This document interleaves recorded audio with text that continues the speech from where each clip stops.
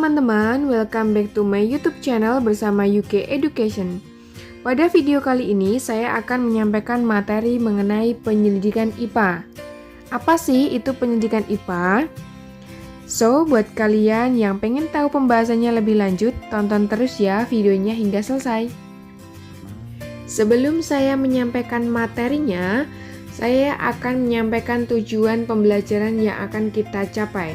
Yang pertama, siswa diharapkan mampu menjelaskan pengertian penyelidikan IPA. Kedua, mampu menjelaskan proses penyelidikan IPA. Tiga, mampu menyebutkan tahapan penyelidikan IPA. Keempat, mampu menyebutkan kegunaan belajar IPA dalam kehidupan sehari-hari. Dan yang terakhir, mampu menyebutkan objek penyelidikan IPA. Penyelidikan IPA. Apa itu penyelidikan IPA? Penyelidikan IPA yaitu keterampilan sepanjang hayat yang dapat digunakan dalam mempelajari berbagai macam ilmu, termasuk dalam kehidupan sehari-hari.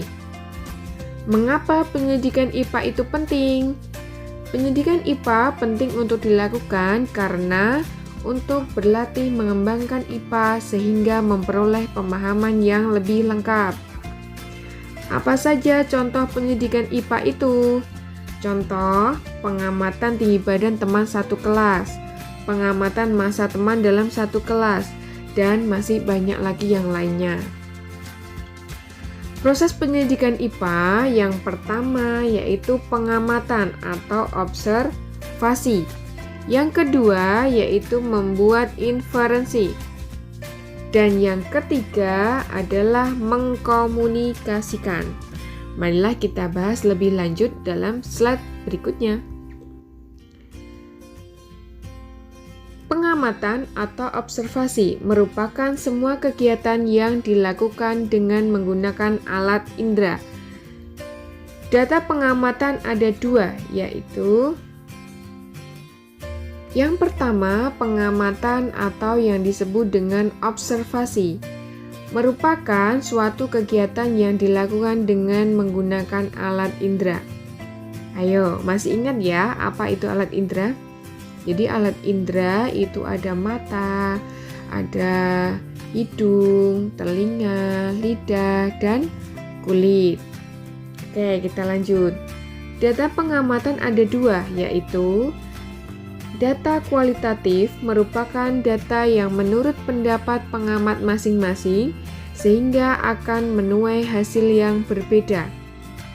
Yang kedua yaitu adalah data kuantitatif, yaitu data yang dihasilkan dari proses pengukuran sehingga hasilnya akan lebih akurat. Nah, pengukuran ini sudah kita bahas pada video sebelumnya. Yang kedua, membuat inferensi atau merumuskan penjelasan berdasarkan pengamatan, yaitu suatu kegiatan mengolah data hasil pengamatan sehingga ditemukan suatu pola atau hubungan antar aspek yang diamati dan membuat perkiraan atau hipotesis. Yang ketiga, yaitu adalah mengkomunikasikan. Merupakan kegiatan untuk dapat memberikan hasil kesimpulan yang sudah didapatkan dalam proses inferensi untuk disampaikan oleh orang asing. Nah, tujuan dari mengkomunikasikan ini adalah untuk menyampaikan hasil kepada semua orang agar mereka dapat mengetahui kesimpulan dari kegiatan yang sudah dilakukan. Tahapan penyelidikan IPA. Di sini tahapan penyelidikan IPA yang pertama adalah merumuskan masalah. Yang kedua yaitu mengumpulkan informasi. Yang ketiga membuat hipotesis atau dugaan sementara. Yang keempat melakukan eksperimen atau percobaan. Yang kelima membuat kesimpulan hasil eksperimen. Yang keenam pengujian kesimpulan dengan eksperimen, dan yang terakhir membuat kesimpulan akhir. Kegunaan belajar IPA dalam kehidupan sehari-hari yang pertama, memahami berbagai hal di sekitar kita. Yang kedua, mampu berpikir logis dan sistematis. Yang ketiga, meningkatkan kualitas hidup. Dan yang terakhir adalah menyelesaikan masalah.